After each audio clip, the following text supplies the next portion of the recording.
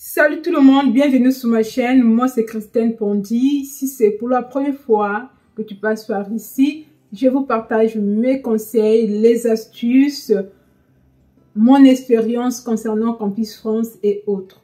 Dans cette vidéo, on va voir le logement, tout ce qui concerne le logement, le garant, le type de logement, les garanties que vous pouvez fournir. Voilà, si tu trouves que cette vidéo t'apporte de la valeur ajoutée, n'hésite pas de t'abonner, de liker, d'activer la cloche de notification, de partager aussi dans vos groupes WhatsApp afin de soutenir la chaîne.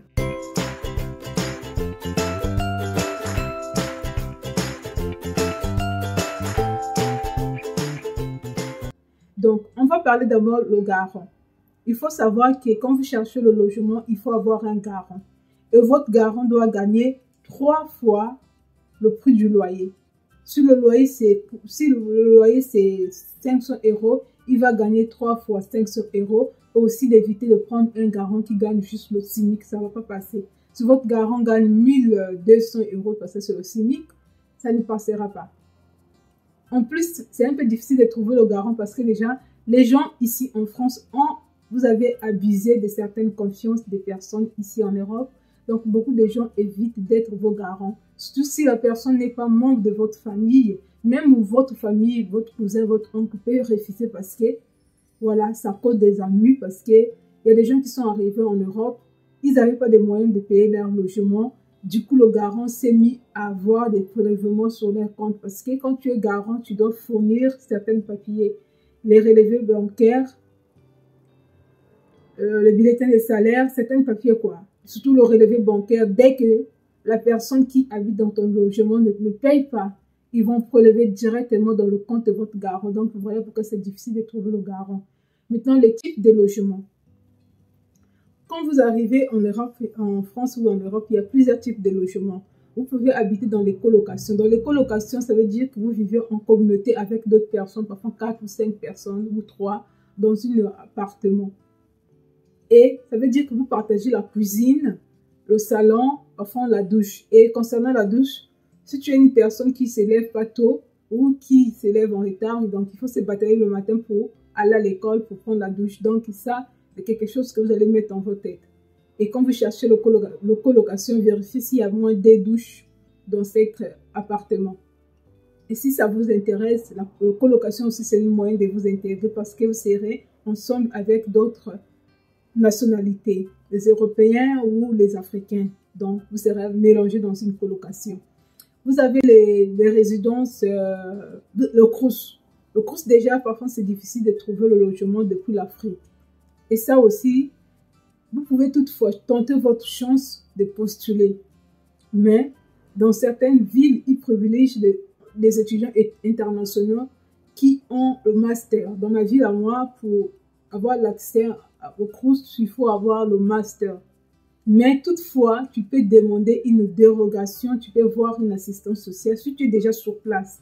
Ça, quand tu es sur place, tu peux voir une assistance sociale, tu demandes une dérogation quand te code le logement. C'est faisable. Moi, j'ai trouvé des gens qui l'ont fait, qui étaient en 3e année, qui ont demandé le logement chez Crous en étant sur place. Ça, c'est faisable. Et il y a aussi des logements dans les résidences privées. Les résidences privées universelles des étudiants. Parfois, c'est géré même par le Crous. Mais là encore, on vous demande le garant. Surtout là-bas, les logements sont chers. Surtout dans les villes étudiantines, les logements sont chers. C'est aux alentours de 400 et plus. 700. À Paris, c'est même jusqu'à 800 ou même 800 €, 700 €.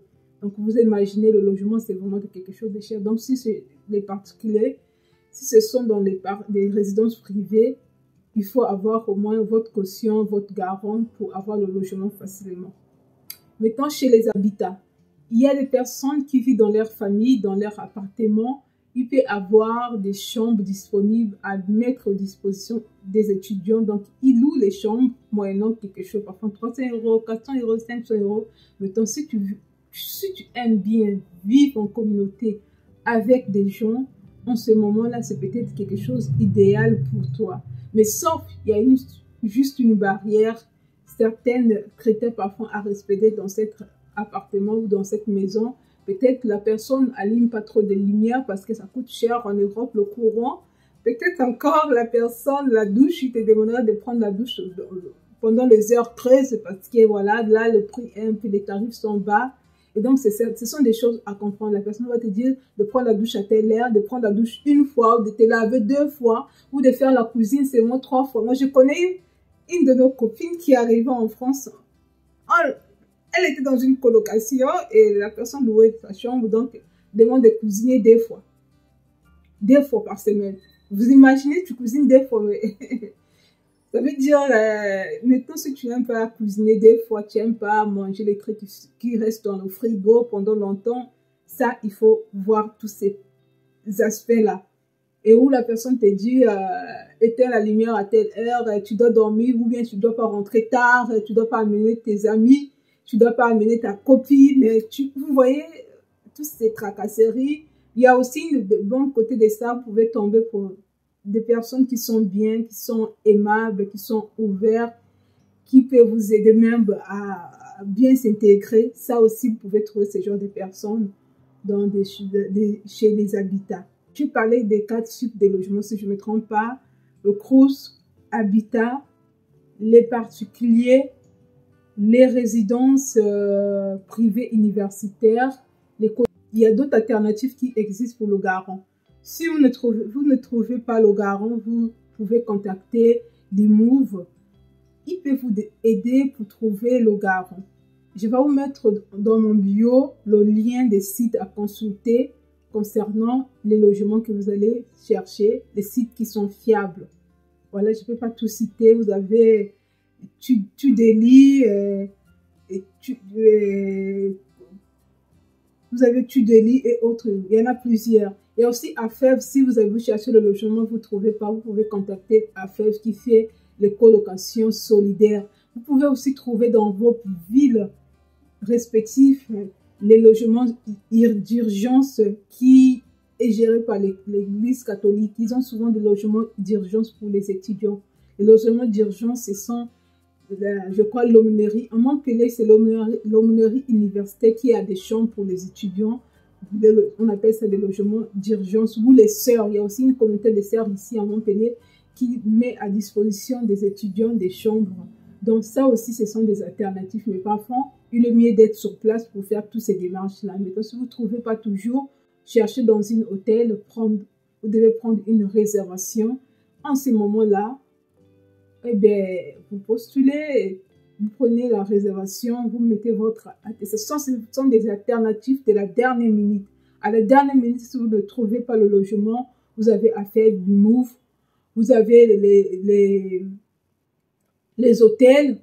Vous prenez l'hôtel, déjà, tu payes rien. Tu prends juste la réservation. Voilà, on te fait la réservation. Tu mets dans ton dossier, tu déposes en ambassade. Parfois, ça peut passer. Il faut toujours tenter la chance parce qu'un an, c'est beaucoup faire. Un an de démarche. Après, à la fin, tu n'as pas tous les papiers. C'est vraiment décevant, c'est embarrassant. Donc, c'est ce que je peux vous conseiller. Donc, voilà, c'était tout pour aujourd'hui. N'hésite pas de t'abonner, de liker et d'activer la cloche de notification.